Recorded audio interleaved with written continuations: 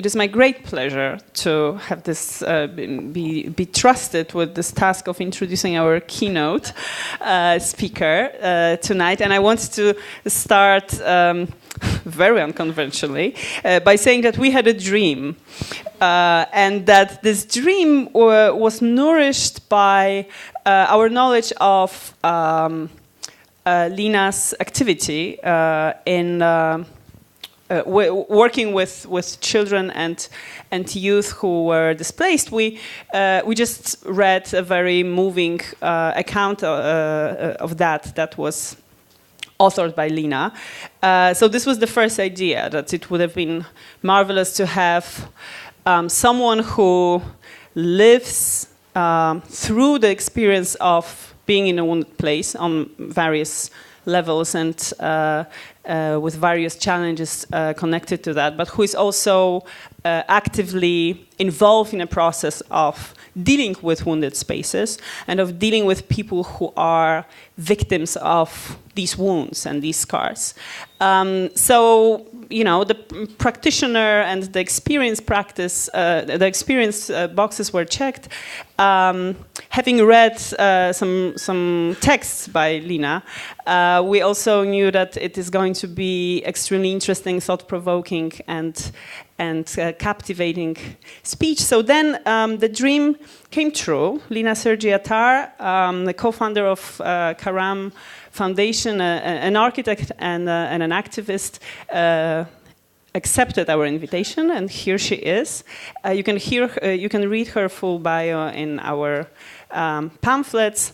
I will just add, I will overshare the information that I have received today over lunch.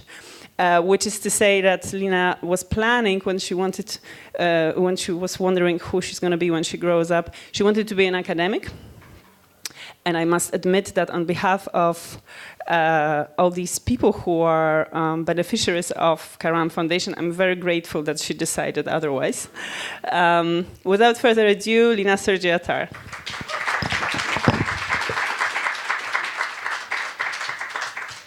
Thank you very much. That was very, very kind. A lot of pressure right now because I'm at Parsons in the new school, and this was my dream to teach, and that didn't happen. And today I'll kind of, in addition to telling you about our work and about Syria, I'll be also telling you the story of how that came to be. Good evening. It's an honor to be here. I thank the school for inviting me very much. I'm so grateful to Susan and Malgo, who worked so hard on this timely and very necessary conference.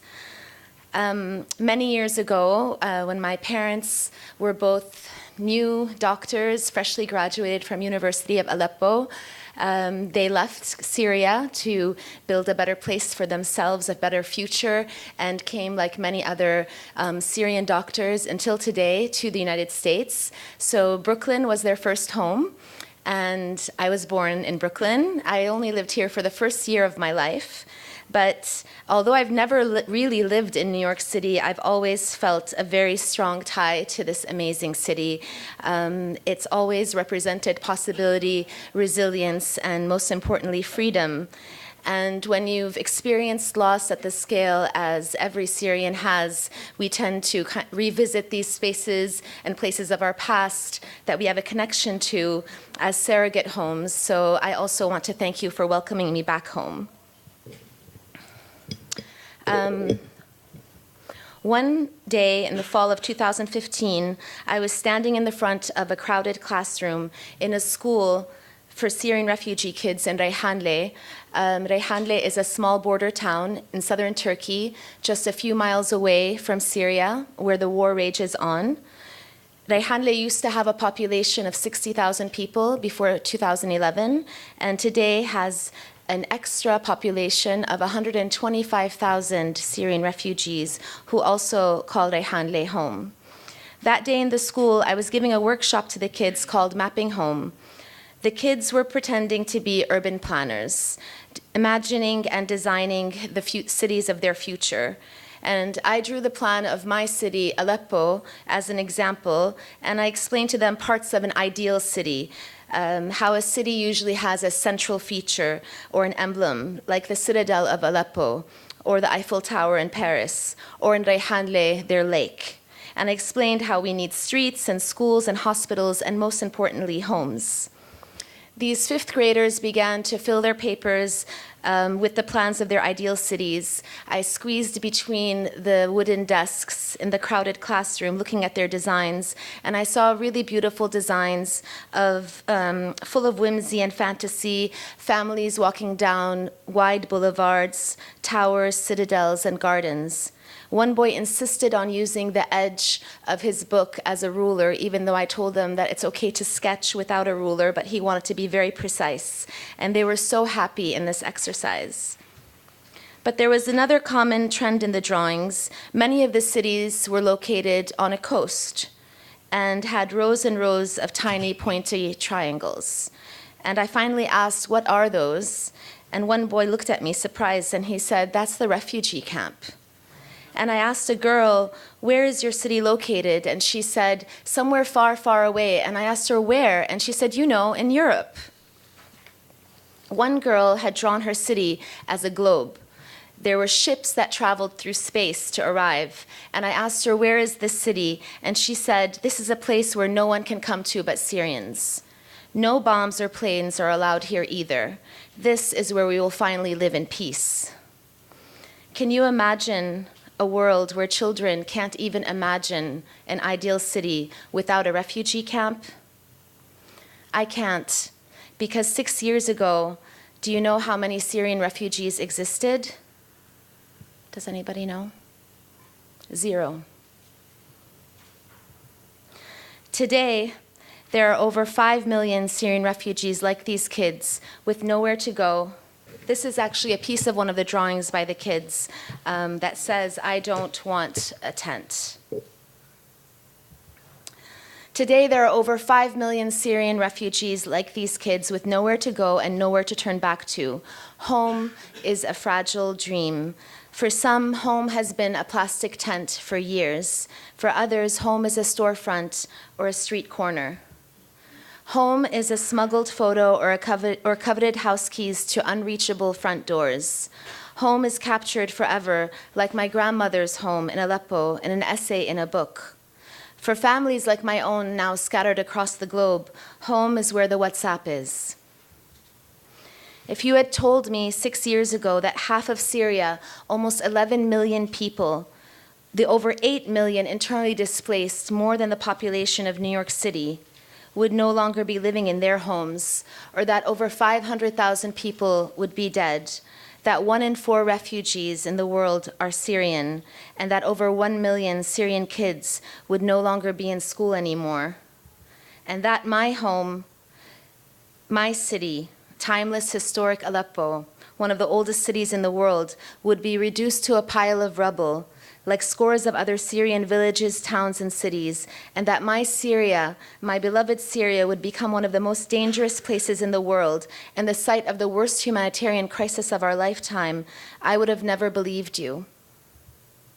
Because 6 years ago, this was my home. This is how I remember it, but this Aleppo no longer exists. It only exists in our memory. When conflict hits home, nothing can prepare you for that pain, shock, and horror of watching your city being assaulted and destroyed every day for years. For New Yorkers in this room, you know in a very singular moment what I'm talking about. My first day of graduate school at MIT fell on September 11, 2001. It was our required Orientalism course. We walked into the classroom that afternoon in a daze, not knowing what to expect. My professor, Nasser Rabat, entered the room and announced in his typical matter-of-fact tone, "This will not bode well for the Middle East. Open your books to the preface." I was shocked, but of course he was right. In this new post-9/11 world, there was a certain gloomy mood that occupied the halls of the History, Theory, and Criticism department at MIT. Seminars revolved around the theme of urban trauma, memorial, collective memory, reconstruction after war, in addition to courses on heritage, design and development, and identity cultures. We studied the large-scale post-war reconstruction projects underway in places like Berlin and Beirut, while protests against the looming Iraq War occupied the streets of Boston. We researched heritage while reading the news on the looting of Baghdad's antiquities. And I wrote papers on topics as diverse as Peter Eisenman's Holocaust Memorial, which I just realized today is viewed very differently than it was 15 years ago, when it was still under construction, to the representation of power in French Baroque architecture, while my homeland, Syria, and specifically my city, Aleppo, was always on my mind. My 2003 thesis, entitled Recollecting Memory, Songs, Flags, and a Syrian Square, captured these ideas and theories that had moved me. Lisa Wedin, Louis Marin, Pierre Nora, they all had a place in my work on collective memory, national identity, reclaiming public space. The representation of power and the power of representation in an authoritarian state, and in between the lines, its hidden, unspoken agenda, a desire for revolution. This thesis repeatedly connected the personal and collective experiences we have had as Syrians across historical moments in public and private places, and how Syrians found ways to subversively reclaim their spaces and voices in ways that temporarily detached them from the state's control. One day I walked into my thesis advisor's office to discuss my latest draft. And she said, "You're talking about these big national and historical events and symbols, flags, songs, public squares, and suddenly you place us in your living room, talking about your mother's furniture." This antique set, hand-embroidered with a classical Romeo and Juliet design, was the centerpiece of my home in Aleppo. My mother had bought it uncharacteristically out of an emotional, not a practical desire, simply because the political idol of her youth, Jamal Abdel Nasser, had sat on this sofa once in 1958. In my mind, this spatial collapse of scale between the intimate and national made perfect sense. Our homes and objects always intersected with history and politics. Telling stories of the past that were thinly veiled symbols about the present was one of the only safe ways of expressing yourself. In the same way, our private conversations were always part of the national state project to make fear seep into our most intimate spaces. The walls have ears, as we were all raised. In Syria, the public and private collapses all the time. Today, I don't know what has become of this room or this furniture, and those who have looted our home will never know this sofa's story and what it meant to my mother. These objects now have another story, another life, about another time in Syrian history when darkness consumed everything. At the heart of my thesis was analyzing what I call the memory maps. I asked family and friends to draw a central square in Aleppo, Sahat Sadal al-Jabri, from memory. The result was sketched maps of the same square that were radically different depending on the age of the person who was drawing the sketch. This is a tourist map of Aleppo from the late 90s. The older generations drew annotated maps with personal memories superimposed on the national or collective events. Moreover, the maps took place on a specific date in time, like 1920 or 1958.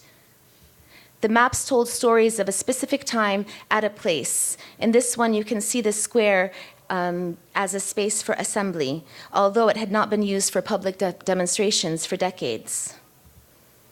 The younger Syrians, the ones who grew up under the Assad regime, often drew the square as a place not where events were remembered, but as a muted space where collective and meaningful urban events were absent. It's because they never happened. Their maps were eventless, memoryless, and silenced people equals silenced cities. This is an image of Sahat Sadal al-Jabri in 2002. We are taught as architects to think about urban planning as sweeping in from our all-knowing bird's eye view, from the scale of the city map to the plan of a square. You study circulation and access, analyze streets and directions, pencil in a monument or a fountain as a focal point, render in the trees for shade, and zone the surrounding buildings at an appropriate height in proportion to the scale of the square to create the illusion of the semi-enclosed space. All of these technicalities, regulations, principles, and aesthetics, in the end, do not make the public sphere. So we just learned now from the example of Warsaw. We all know that the public sphere, in the end, is made of the public.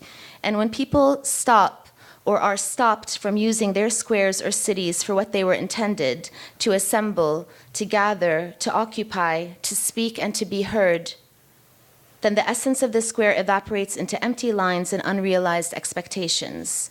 As a result, these memory maps emerge empty, to represent the empty square, to represent in their bareness the emptying of memory itself.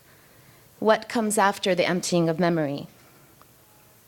After graduation, as I continued to struggle a place for myself in the world, my mother would sometimes tell me, pull out your thesis, you should make it into a book.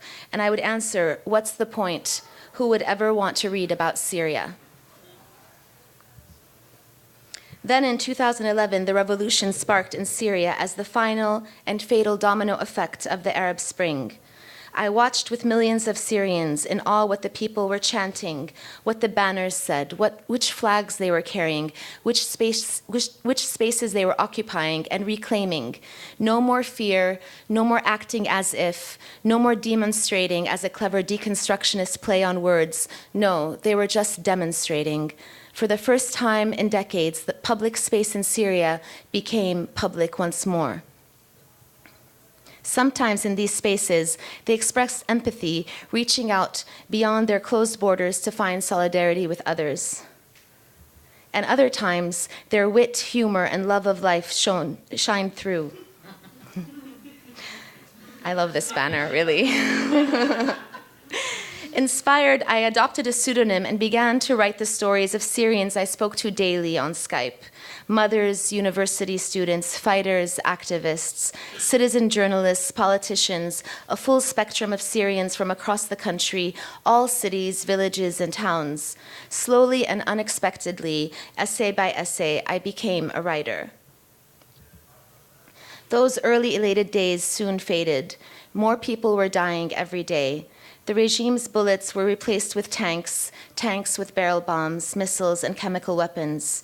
Torture, rape, starvation, drowning, extremism, mass displacement, these words became the reality of Syrian life. Death and destruction overshadowed the revolution and its demands for freedom and dignity.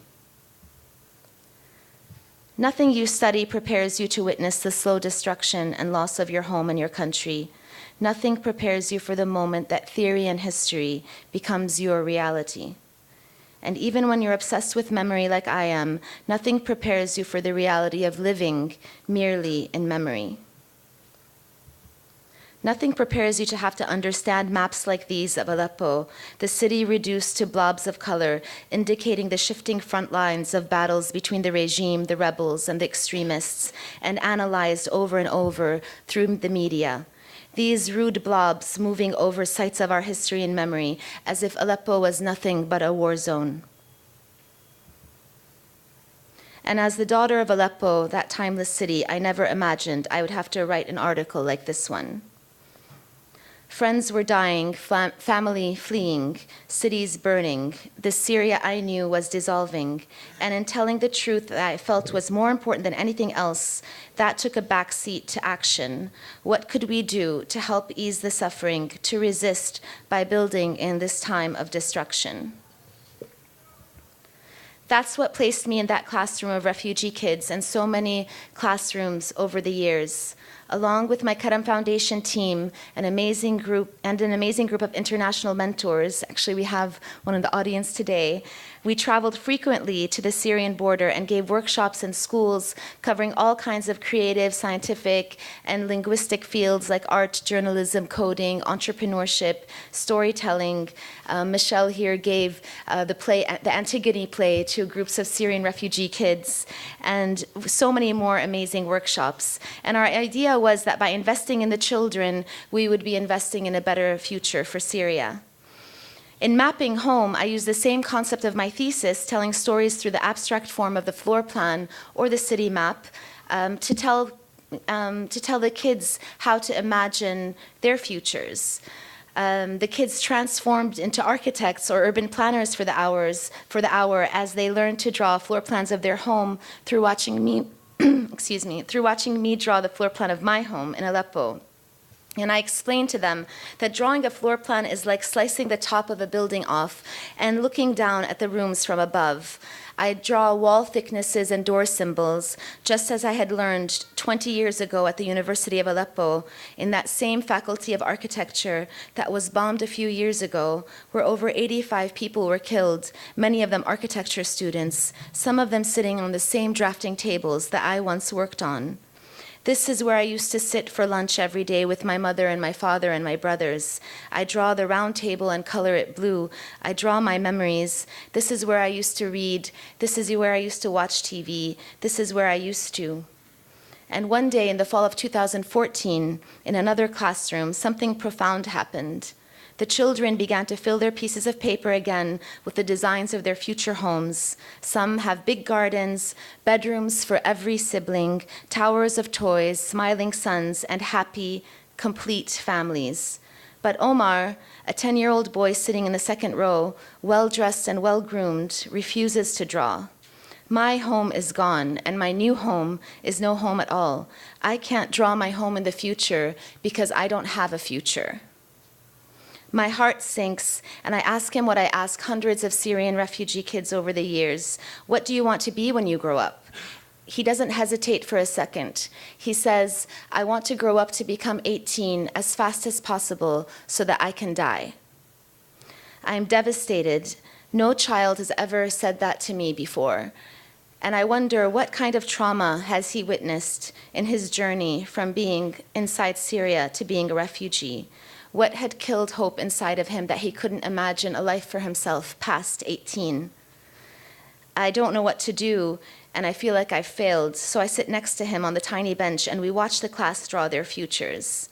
I left Turkey later that week, as I always do, with my team from Karam Foundation, and we returned to our comfortable lives and privileged lives here in America, where we watch war burn our country from afar, and I thought I would never see Omar again. 1 year later, I was in the courtyard of the same school when I hear a voice calling, Miss Lina, Miss Lina. Omar runs up to me and hugs me. I remember you. You're the one who taught me how to draw my home. I'm surprised because I know he had not drawn a single line. I smile and I tell him, of course I remember. And I ask him to draw it again. He sits and he draws the rooms exactly how I taught them a year before.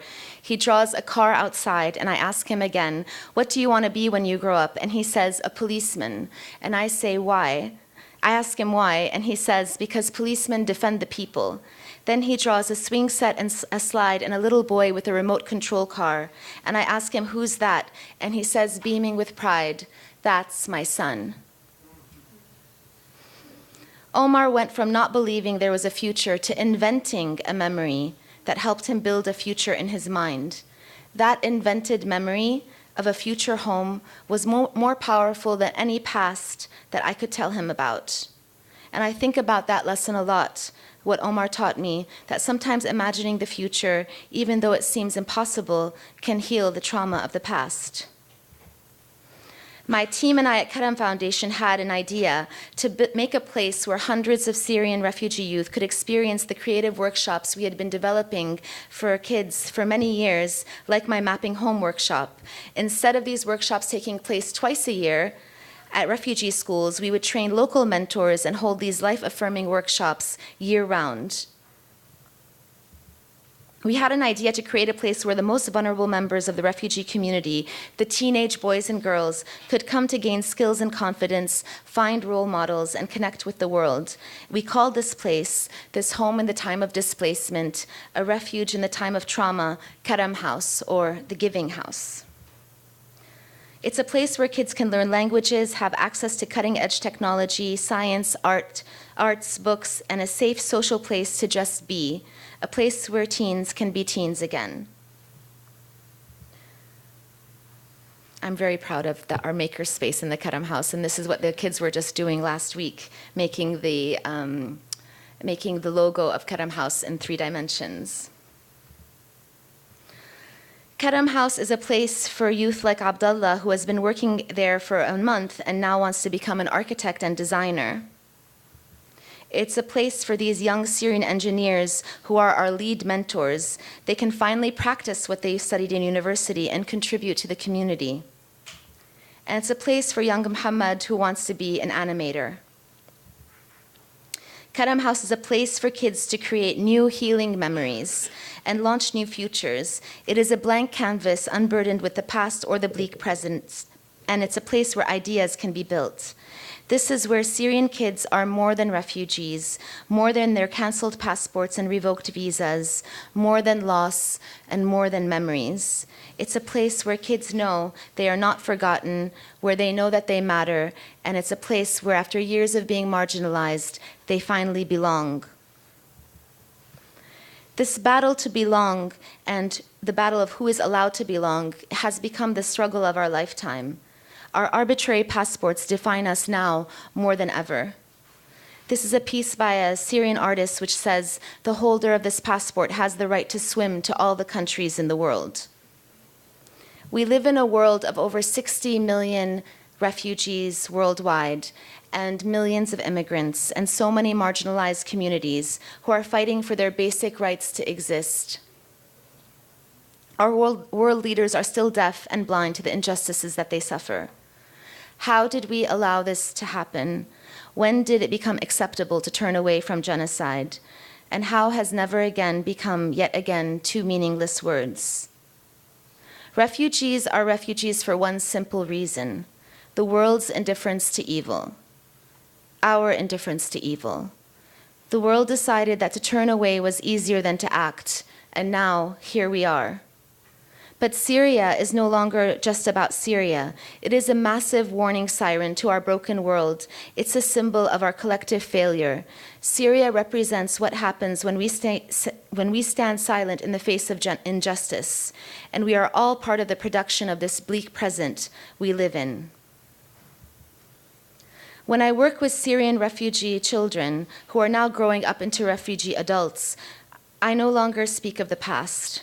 I no longer ask them to draw from the past. We only draw the future, that unknown space that we can still shape in our minds, like when you begin to draw on a fresh piece of trace paper, that space where everything is still possible. And it pains me to realize when I do speak of Aleppo, I'm often describing a place to them that they no longer remember, and some of them have never even had a chance to know. And that way, I feel like I have become a memory myself. Somewhat like how my mother describes a Brooklyn to me that no longer exists, except that the difference is how war unnaturally accelerates the decay of time. Memory itself is a form of resistance against all the forces that want to try to erase what has happened. And sometimes I feel that memory itself may be the only place where we are truly free. When I wrote my thesis, it felt bold and defiant and dangerous. And when I reread it now, I can't find a shred of courage in it compared to what any Syrian has experienced in the past 6 years. I thought I was so fearless to slip on a pseudonym and write. I thought choosing truth was so brave. It turns out there are a million more courageous things to do than telling the truth, like choosing to protest on a street waving a flag, or choosing to record videos of protests and funerals with your phone, or choosing to get on a smuggler's boat and entrusting your child's life with a faulty life jacket to seek a better future, or choosing to go to school when you're 10 years old and have missed a couple of years and you've forgotten how to read, and the kids will probably make fun of you, but you go anyways, or choosing to stay in Syria, or choosing to leave. It seems we are trapped in this in-between life as Syrians, between the past and the future, between hope and despair, between pride and shame, between regret and resilience, between displacement and belonging. I think a lot about this quote and many other texts by the late New York Times journalist Anthony Shadid, who inspired me to write about Syria. The collapse of my country at every level and scale occupies my mind at every moment of every day and night. The guilt and the shame of living, of having a home, of being able to speak, when so many paid the ultimate price just because they were there and I am here. Still, you have to find spaces of hope to be able to function, to do something, and to make something. When I am at work at my small, deep impact Karam scale, focused on a specific community of refugee youth, helping them draw maps of the future far from war, that's where I find the most impact, meaning, and hope. But when I zoom out into that dreaded bird's eye view to gaze at the big picture, despair consumes. How could it not? The scale of loss and destruction is too big to fix. The scale of death and displacement is too heavy to comprehend.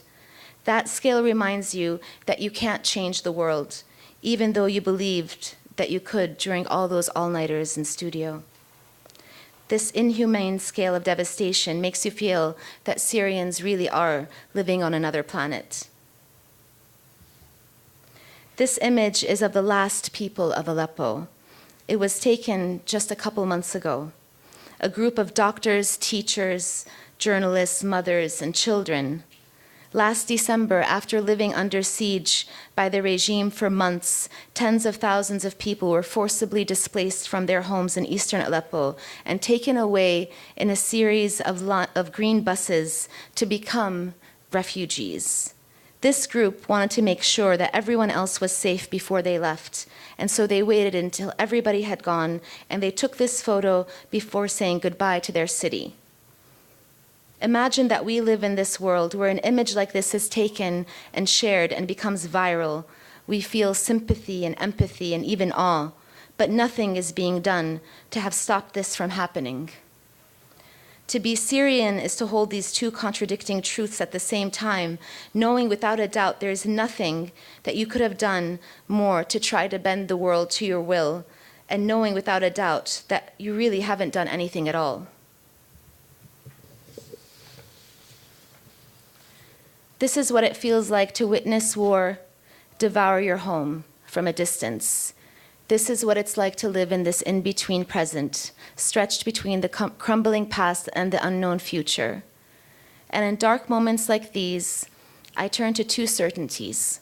What I learned from my architecture professor and what you have all been talking about here in the conference with examples from all over the world and from history, from Warsaw to Berlin to China and Mexico, Guantanamo. You really moved me today in everything you were talking about. From Aleppo to Ground Zero, from these texts written by those who also witnessed war, genocide, urban and human trauma.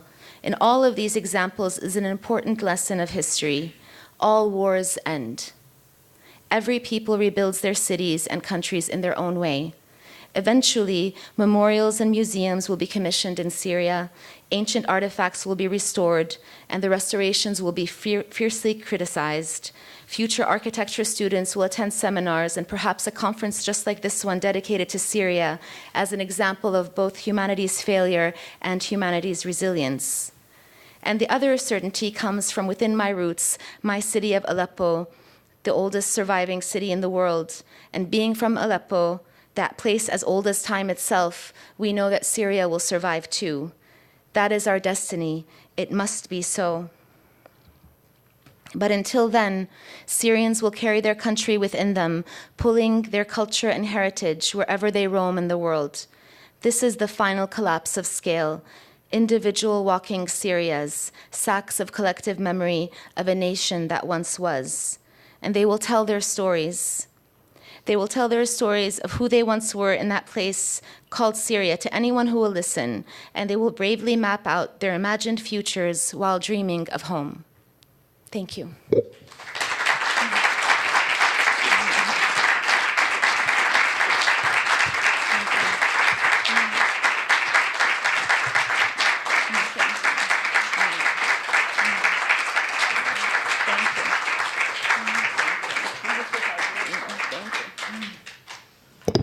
Do you have any questions or comments?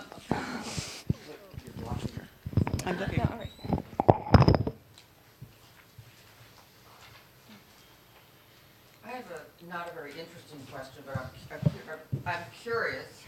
The children who come to the Karam Foundation, are they living in tents for the most part? No, they're actually not. That's a very important question, actually. It's not, I should have said this, people think that most Syrian refugees are actually living in tents, but the vast majority of refugees are urban refugees. It's really less than 10% of them who live in the formal camps.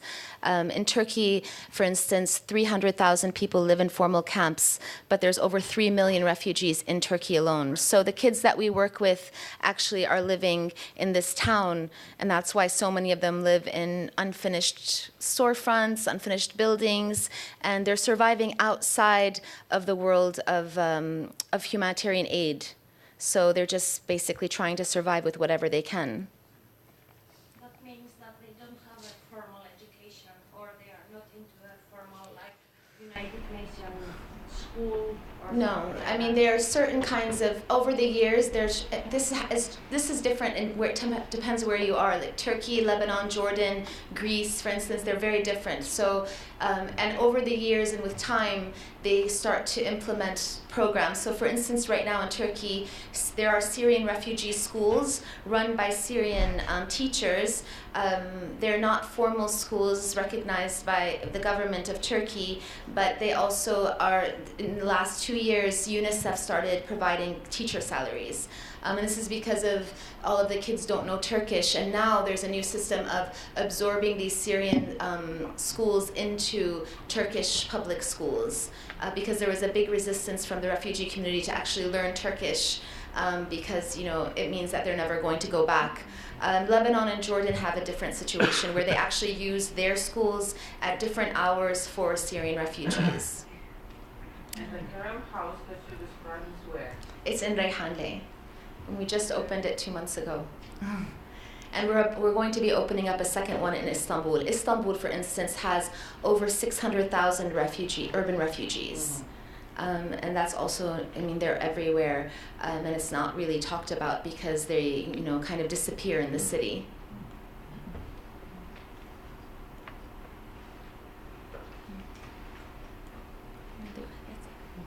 I'm still formulating, but I think it was really beautiful how you kind of brought us from kind of all of these talks to kind of how the East City kind of comes down to the human scale, and it's something so beautifully illustrated here that you carry it with you. Mm-hmm. And I'm just wondering if there's anything at Karam House that maybe how these objects, how they seem to have been lost, like your mother's furniture. Thank you. Are these students kind of able to kind of make these products, or start to maybe incorporate design, or how are they incorporating? So the whole idea of Karam House is it's an innovation community center, and innovation itself has become a word that's almost doesn't have a meaning anymore because everybody wants to use it. So we had like a long discussion at Karam House with refugee kids and teachers about trying to explain to them what our idea was and what they thought. And actually the answer came from a Syrian refugee young woman who wasn't able to go to university, and she said, I think of this place as, I have an idea, I can come do it at the Karam House. And that became the motto of the whole place. We don't use the word innovation with the kids or when explaining it to the community. It's a place where you can come and build your idea. So if you want to build out your furniture from your home, that's fine. But if you want, right now, last week they were working, everybody was building models of the moon landing for some reason. So they can do whatever they want. It's all about being, it's not being done in a naive way not to talk about the war, but at the same time, if you want to talk about the war, we have therapists, we have kind of small exercises to try to talk to you, listen to you, have you express that, but it's not this kind of forced space where you're supposed to think in a certain way. You're going to come and do whatever you want, and they change all the time, just like kids always do. They get excited about the equipment first, but then they realize realize that you can actually have like a concept and use the equipment as more of just a tool, not actually that how cool it is to do 3D printing. In that way, it's like very similar to what kids here do when they see new things. And a lot of things that we do at Karam House and in our programming is very much inspired by the refugees and the community themselves. For instance, we never thought that we would have a journalism like workshop. We have a really strong journalism program, and journalism, I mean, if you grew up in Syria like I did, the last thing you want to be is a journalist in a police state.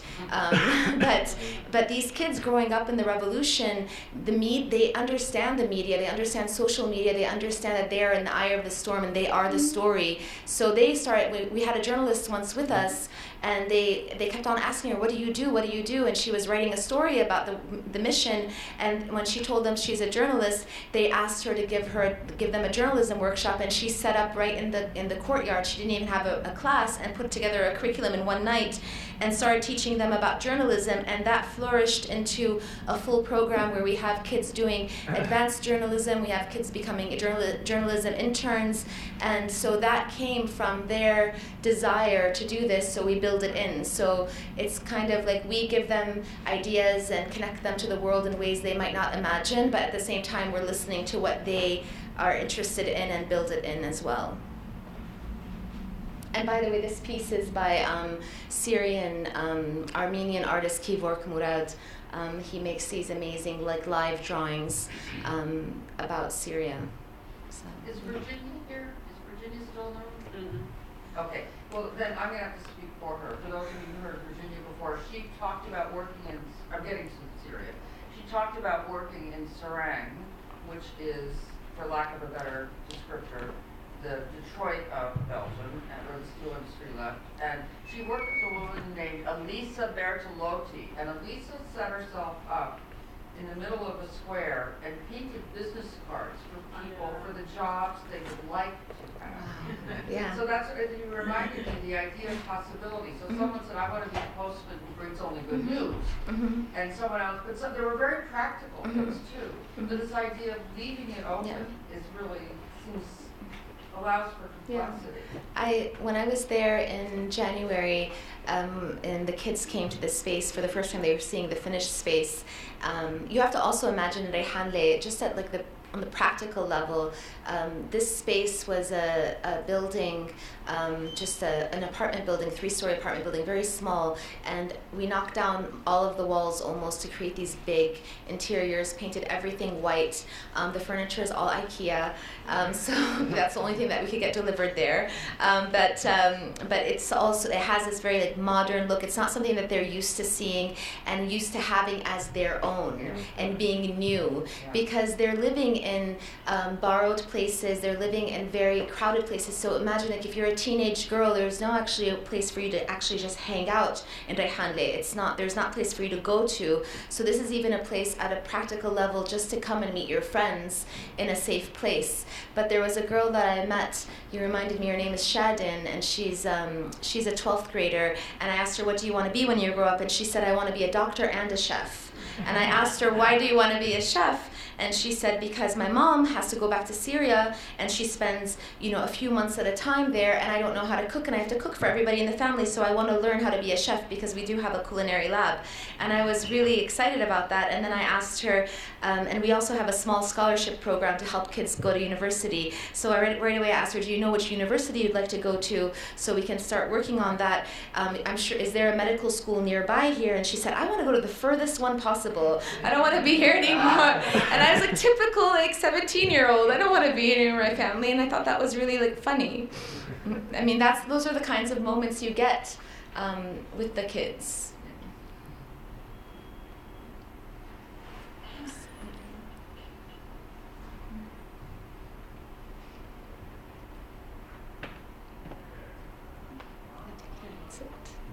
Thank you so much, everybody. I'm very honored to be here. Thank you.